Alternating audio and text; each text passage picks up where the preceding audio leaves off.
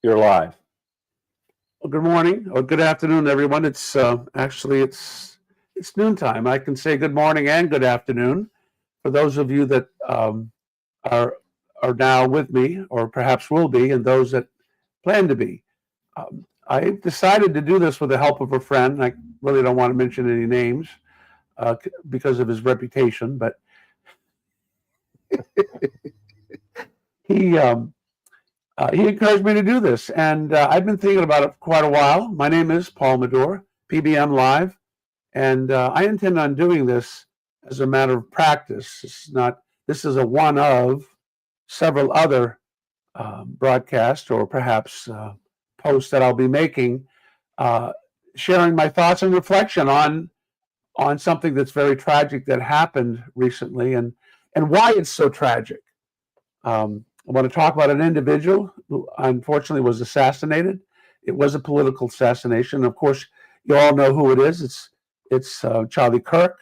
I had very little to do with Charlie Kirk. He was on my peripheral, and uh, I first got a glimpse of what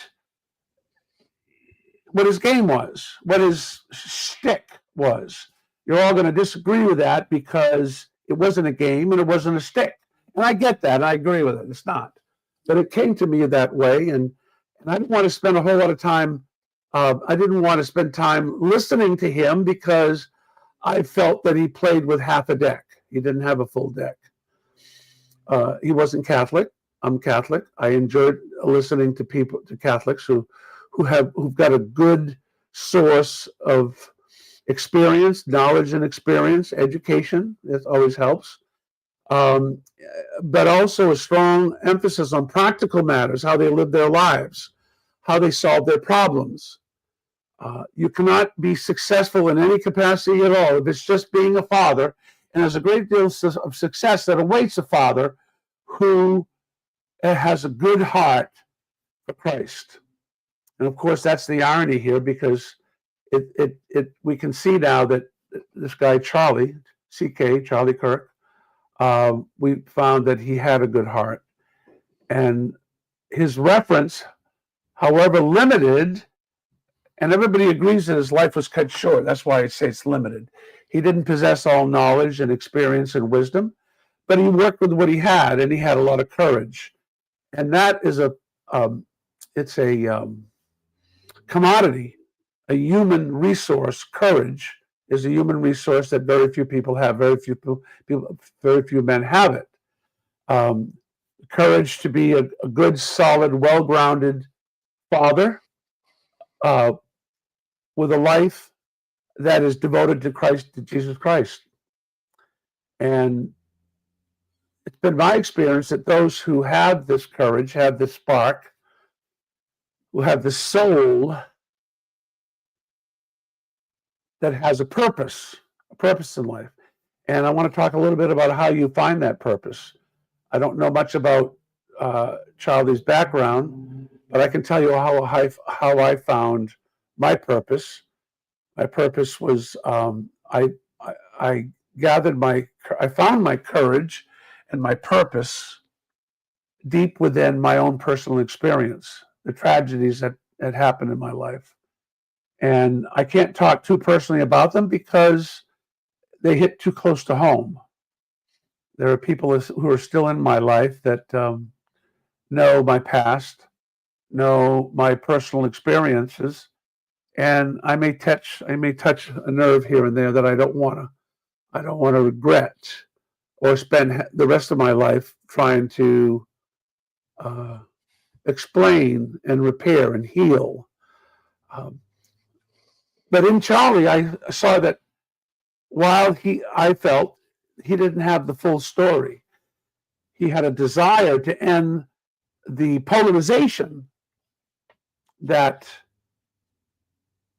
he witnessed in his life as a young man. I think his attempt to enter the world of education, he came face to face with the realization that education wasn't going to give him what he was seeking. it wasn't going to give him, he wasn't going to be enlightened by truth, because the parameters in which he lived in the environment of education in universities and colleges lacked that spark. They lacked the light of Christ. And much like what Charlie has concluded, there's nothing there in public education and even private education to a great deal of level. The liberal arts colleges do well, I think, if you're there long enough and if you take your education seriously. I've seen young men come out of some of the highest ranking Catholic liberal arts colleges who are now atheists. So what's missing there?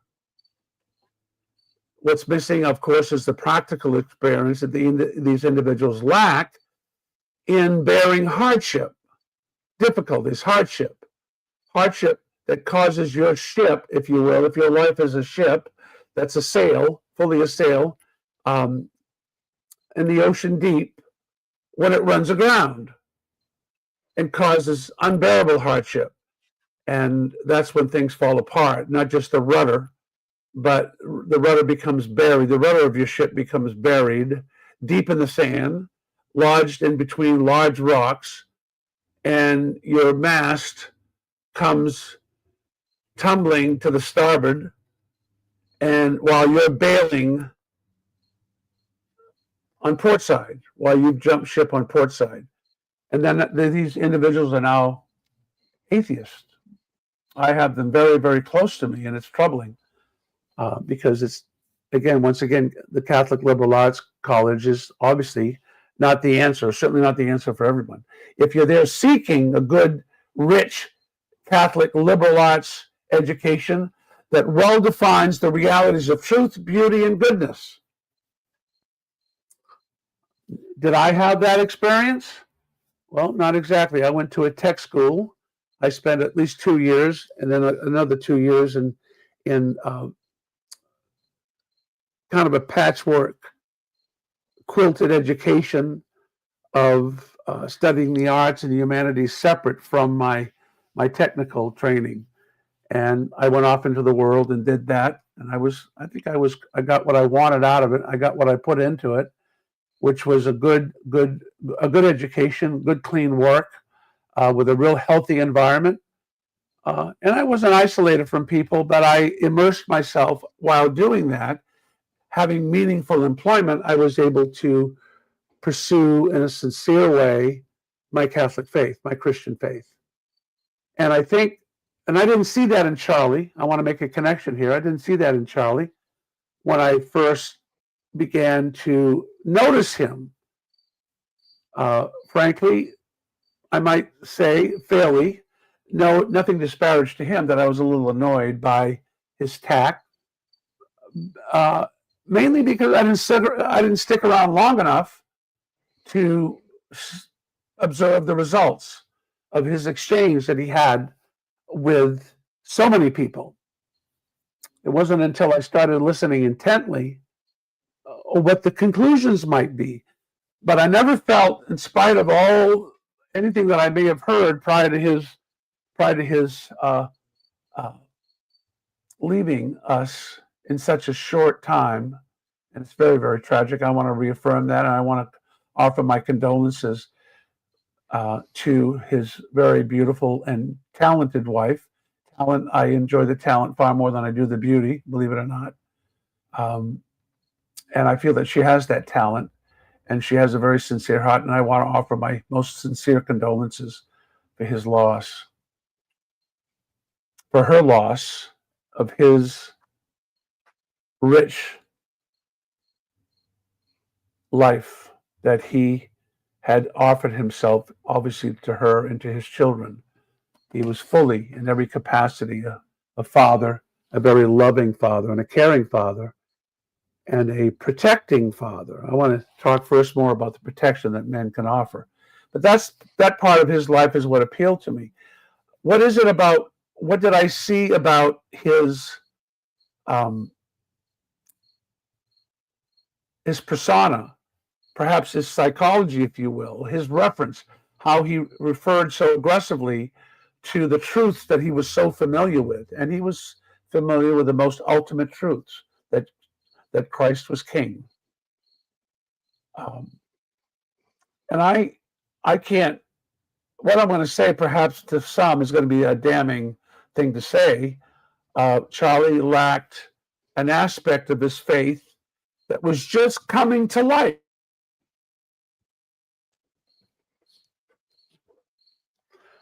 Something that's causing the glitch here, and I don't know what it is. It might be my connections. But nonetheless, I was just reminded from a technician that I know that I'm ill-equipped and I need an upgrade, and I'm not going to take that personal, because upgrades are needed, particularly when it comes to electronics and the media. Upgrades are needed, and I'm going to seek his advice as soon as I have the time. Getting back to Charlie, I didn't feel that he had the depth of a Christian faith that was essential for being the kind of example that he needed to be.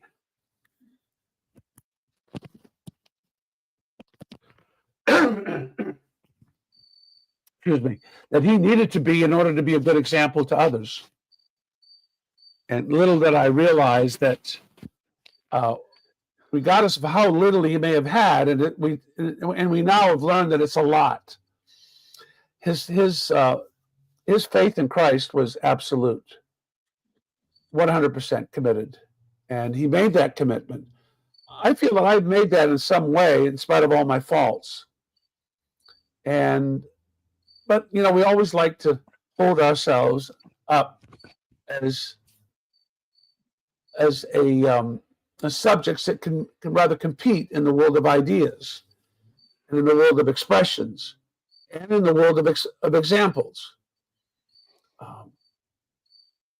And I felt that Charlie lacked that, but again, admittedly, I realized that I was wrong. I didn't do a full examination, a thoughtful examination of who Charlie Kirk really was and what he was capable of doing. Regardless of where he stands on the level of excellence, regardless of where that is, whether you think he was a little or a lot, I started with a little, and I came to understand as he was nearing his end that he really had it. He had the essentials right, that Christ is king.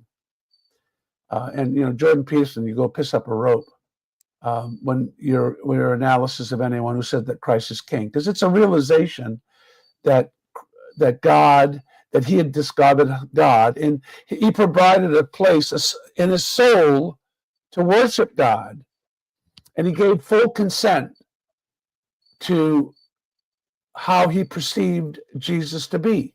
And of course, we all know now that he was absolutely right. Whether it was perfect or imperfect, it doesn't really matter. He was a full witness to the glory of God and how God had the capacity, the capability, the fullness of life, that he could share that life with you. And of course, that's what Jesus does. People who are struggling in their faith, or even struggling to want to know Jesus and don't really, in a sense, don't want to know him, don't understand the tragedy of that decision. But one by one, many by many, Charlie was able to pry the fingers away from their resistance in wanting to hear the truth. And Charlie just poured it on full bore, unfettered, unrestricted, uninhibited. Charlie just came out of the gate, not in a manner of rage or anger, although he did get heated a little bit. I just witnessed a video this morning that he was a party to, where he was very angry and very upset at something somebody had said. We all have that capability, and I have it more than anybody. I have to admit, you can ask my children. I have 9 of them, and I offended some sensibilities at some time in my life, being with them. And I've tried to make up for it, but sometimes it's hard to make up for the past, at least to yourself. You may make it up to others, but you always hold yourself in doubt. That reality that I came to regarding Charlie's capacity, and it's not always there at first glance, but those people who witnessed him, where he was on their radar, so to speak, they learned something from him.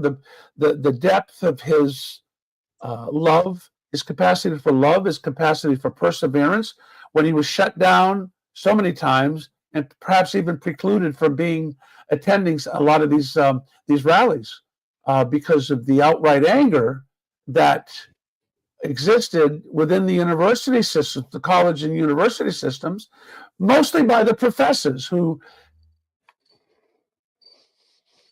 had staged the coup and blocked him from attending these universities, these sessions, these meetups, if you will, these group conversations he had with so many people. And having been privy to watching a few, mostly after the fact, mostly after his demise, his death, his very tragic death, and once again, an expression of full sympathy to his wife, Erica, I think. In some way, I would have done it a little differently. Isn't that what we all would do? It was kind of crazy, really. Charlie had a full sense of who Jesus was, and he had accepted that reality, and he had made the statement over and over again that Christ is King. He's a king above all. And when you come to that realization, and that's where I want to pick up from where Charlie's left off. Charlie's not with us now, and we know that he's in the midst, he's in full presence of God's love and mercy. I'm avoiding to say that Charlie's in heaven. Catholics are taught to understand that that's a very, very profound journey to make. And we come to understand that the levels of purification in making that journey are absolutely essential. There has to be a fullness of purification, free from the vileness of life, the vileness, the anger, and free from the rejection and disappointments of life. You've got to be free of all of that, and so that you can love Christ fully and serve him fully. I think I want to enter that realm. I think I want to enter into that discussion. Now, all of you have heard say repeatedly, over and over again, all over the world, that we are Charlie Kirk. We are Charlie Kirk. I am Charlie Kirk. Well, I guess I'd have to say that I would like to be Charlie Kirk, but I know I won't be. I know I won't be.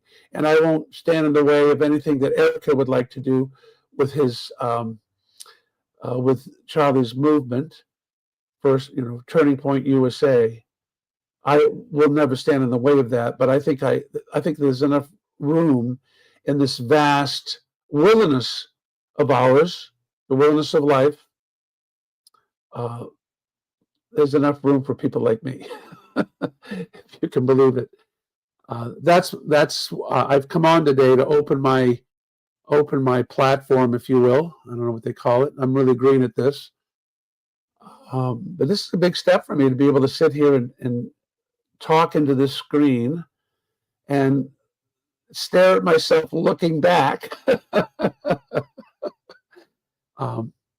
I want to pitch in for the little time that I have left. I'm 76. I just turned 76 this summer. As I mentioned already, I have 9 children, 9 beautiful children that I'm so proud of. You're a natural. Well, someone just hollered that I'm a natural, but it's got to be an echo off the internet. I'm not a natural. That's me. That's me. So I'm your producer. I know you don't want anybody to know, but anyway. Yeah. No, I don't. I was, I'm going to have to. Can I splice the tape? I don't do editing. I don't do post production. Can I splice the tape? No, but in concluding my monologue, there are insights. There are very, very valuable insights that I think I can offer individuals who are struggling in life and want to live more completely in Christ. And I can share that, I think, because I've found it in my own life. I've lost it and found it again. It's kind of like a set of keys.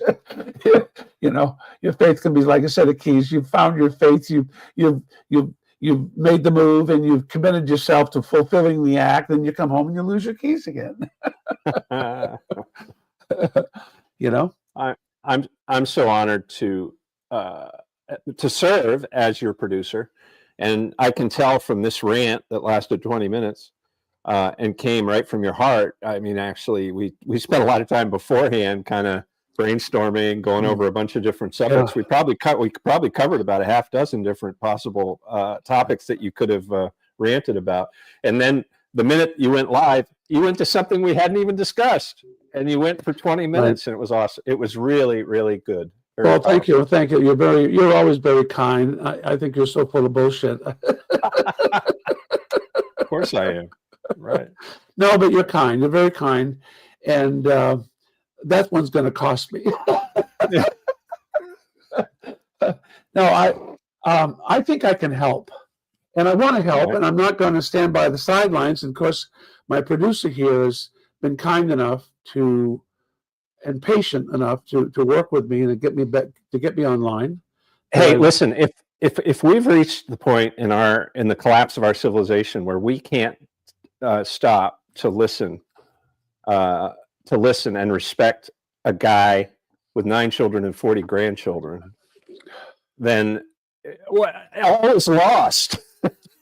I'm telling you, all is lost if we can't do that. And I'm really blessed that you're willing and able to take the time to do this, and I hope you do it frequently. I hope you do it every day. I hope you do it a lot, because that's the brilliance now, of the internet. That is the brilliance of the internet. It's amazing, and I think people need to get over it. It's not all about them. It's about what we can do for one another. And I see a lot of people in my periphery that are suffering terribly and want the answers to what life really has to offer, through Christ has to offer. Yeah.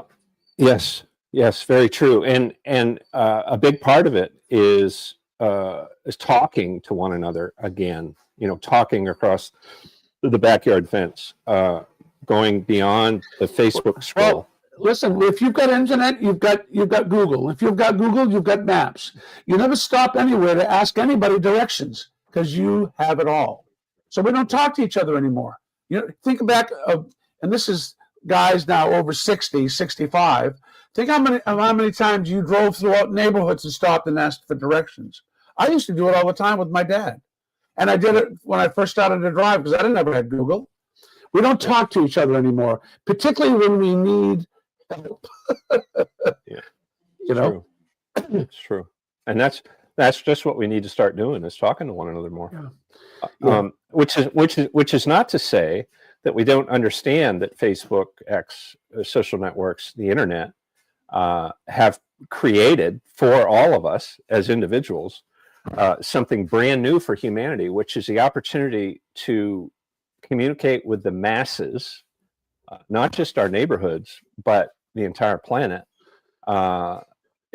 Ourselves, we can do it, and it's not through a television station, it's not through a radio station, it's not through even a social network platform like Facebook. The internet is now creating opportunities that are uncensorable, that are not going to have the power to delete you or to shape your narrative or to threaten you with demonetization or any of those things. We are entering. Right. That's a good point, Mike. And I'll tell you, a lot of people, let's say 10 years ago, who had a very, very deep desire to want to talk to their neighbors and they saw the calamity and the injustice of censorship and didn't do it. Yeah, and they also felt, and they were manipulated by the desire for likes and clicks.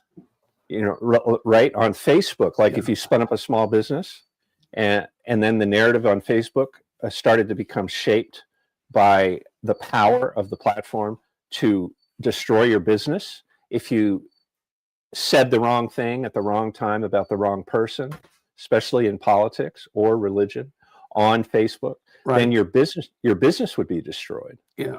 And that's the way it is today. It's worse now than it's ever been. And so you've allowed yourself, we've all allowed ourselves to be conditioned, socially engineered, psyoped by this profit motive that's baked into X, and it's baked into Facebook, and it's baked into everything big tech. But that's all coming to an end now.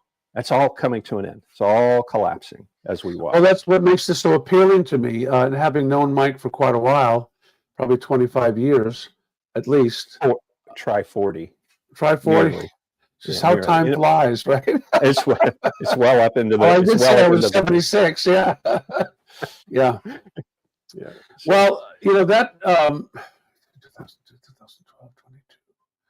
Yeah, that's pushing it. That's 40 is pushing it, but you're pretty close, actually. I think I met you.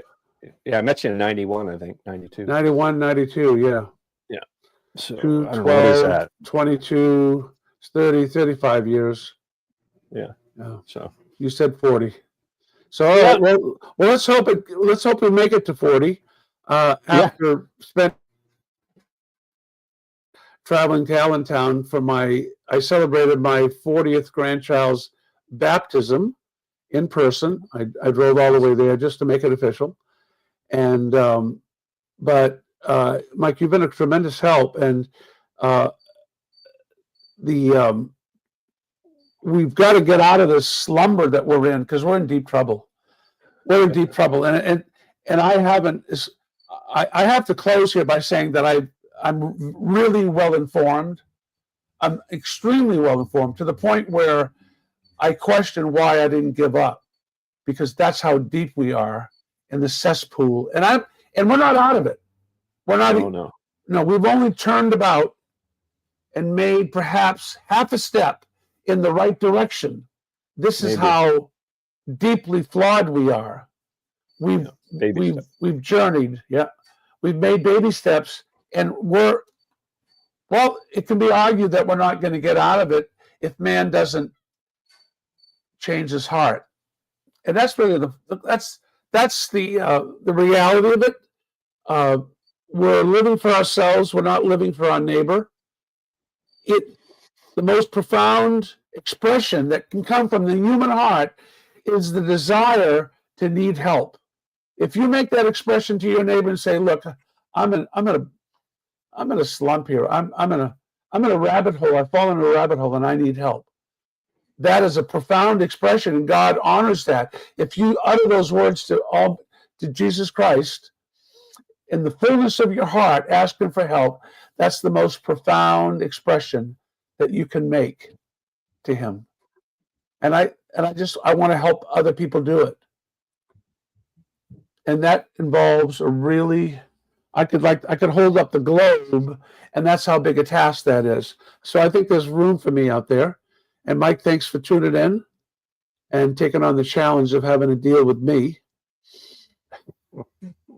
So your archive is going to be most accessible without the possibility of censorship at michaelheath.tv online. So you just go to any browser on your phone or on your computer and go to michaelheath.tv. And after today, hopefully I'll get to it today, there's going to be a PBM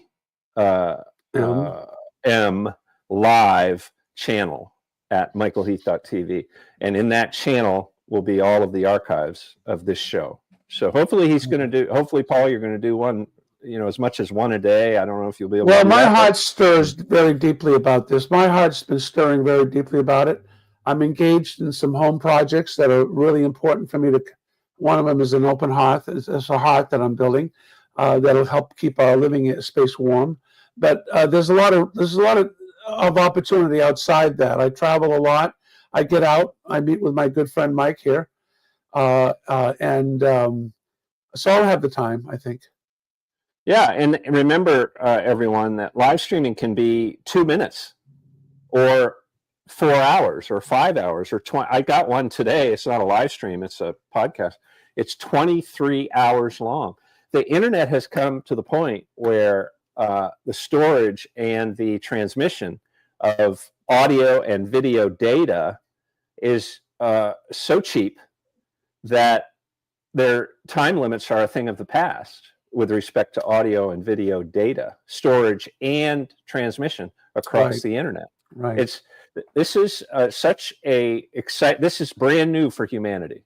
See, up until recently, it's been somewhat expensive, if not impossible, just a few years, 10 years ago, to do video efficiently and economically. But now that's all changed. Now it's all changed.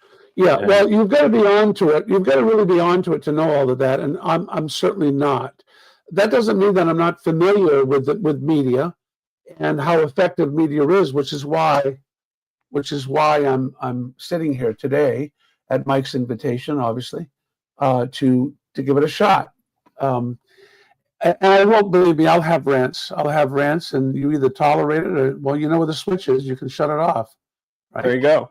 That's the beauty of it. That's the beauty of it. I mean, we don't.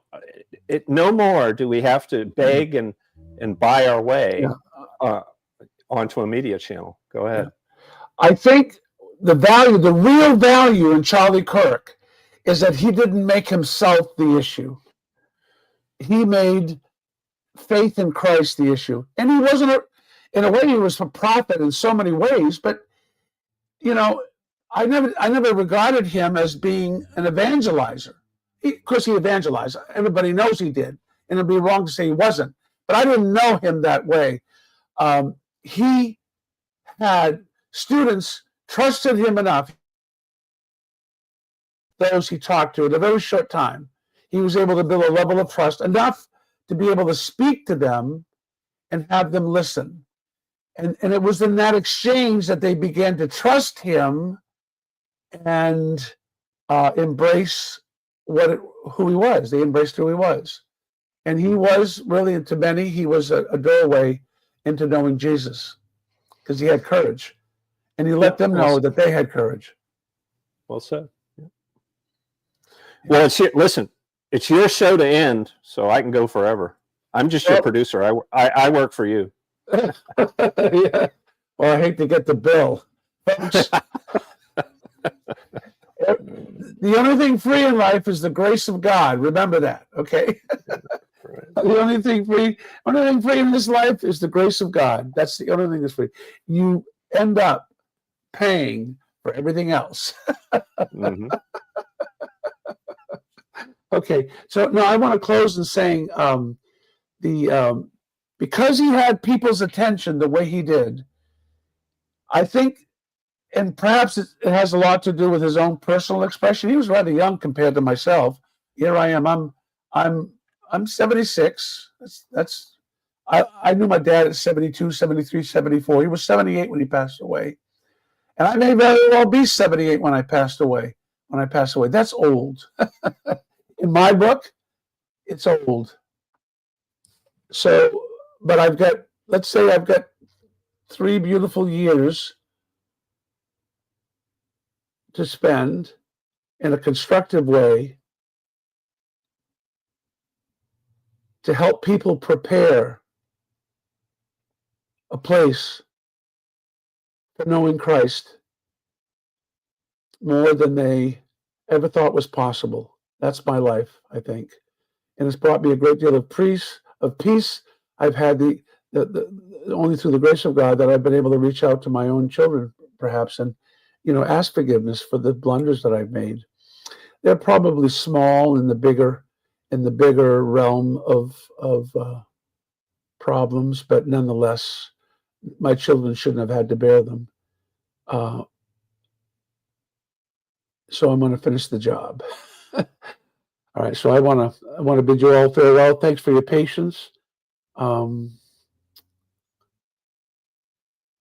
It's a real pleasure to speak with you today. God bless you all.